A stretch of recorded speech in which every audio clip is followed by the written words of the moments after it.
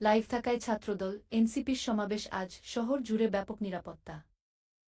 রোববার ঢাকায় ছাত্রদল এবং এনসিপি সহ মোট ৩টি সংগঠনের সমাবেশের ঘোষণা দিয়েছেন আয়োজকেরা।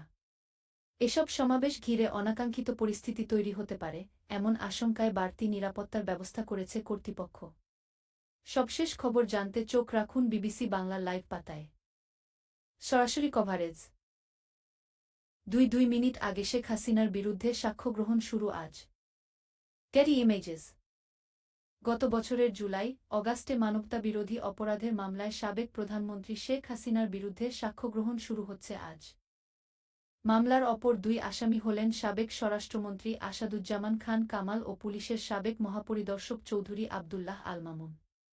বিচার চলছে প্রধান দুই আসামির অনুপস্থিতিতেই। এ মামলায় সাবেক আইজিপি চৌধুরী আবদুল্লাহ আল মামুন আসামি হলেও তিনি এখন রাজসাক্ষী হিসেবে বিবেচিত হবেন। এদিন বিচারিক কার্যক্রম তৃতীয় দিনের মতো বিটিভিতে সরাসরি সম্প্রচার করার কথা রয়েছে। বিচারপতি গোলাম মর্তুজা মজুমদারের নেতৃত্বাধীন ৩ সদস্যের আন্তর্জাতিক অপরাধ ট্রাইব্যুনাল ১ সূচনা বক্তব্য ও সাক্ষ্যগ্রহণ অনুষ্ঠিত হবে। এর আগে গত ১ জুলাই শেখ হাসিনা, আসাদুজ্জামান খান কামাল ও চৌধুরী আবদুল্লাহ আল মামুনের বিচার শুরুর আদেশ দেন আন্তর্জাতিক অপরাধ ট্রাইব্যুনাল। শেয়ার করুন ২ মিনিট আগে ঢাকায় ছাত্রদল ও এনসিপির সমাবেশ ঘিরে কড়া নিরাপত্তা, বিভিন্ন রাস্তায় যান চলাচলে নিয়ন্ত্রণ। জাতীয় নাগরিক পার্টি, এনসিপি, জাতীয়তাবাদী ছাত্রদলের সমাবেশ ঘিরে আজ ঢাকায় আইনশৃঙ্খলা রক্ষাকারী বাহিনীর নিরাপত্তা বাড়ানো হয়েছে।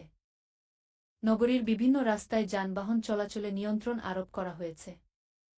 ঢাকার শাহবাগ মোড়ে বেলা ২টা থেকে সন্ধ্যা ৬টা পর্যন্ত ছাত্র সমাবেশ করবে বিএনপি সমর্থিত ছাত্রদল। এনসিপি সমাবেশ করবে কেন্দ্রীয় শহীদ মিনারে। সেখানে বিকেল ৪টা থেকে সন্ধ্যা ৬টা পর্যন্ত জুলাই ঘোষণাপত্র ও সনদের দাবিতে সমাবেশ করবে দলটি। তারা জানিয়েছে সেখানে নতুন বাংলাদেশের ইশতেহার ঘোষণা করা হবে। জামায়াতে ইসলামী সমর্থিত সাইমুম শিল্পীগোষ্ঠীও সোহরাওয়ার্দী উদ্যানে জুলাই জাগরণ নামে অনুষ্ঠান করছে। এসব সমাবেশকে কেন্দ্র করে শাহবাগ, কেন্দ্রীয় শহীদ মিনার ও সোহরাওয়ার্দী উদ্যান এলাকায় ব্যাপক জনসমাগম ঘটতে পারে। এ কারণে রোববার সকাল থেকে সন্ধ্যা পর্যন্ত শাহবাগ এলাকায় কিছু সড়কে ডাইভারশন দেওয়ার পাশাপাশি যান চলাচলে নিয়ন্ত্রণ আরোপ করার কথা জানিয়েছে ঢাকা মেট্রোপলিটন পুলিশ, ডিএমপি।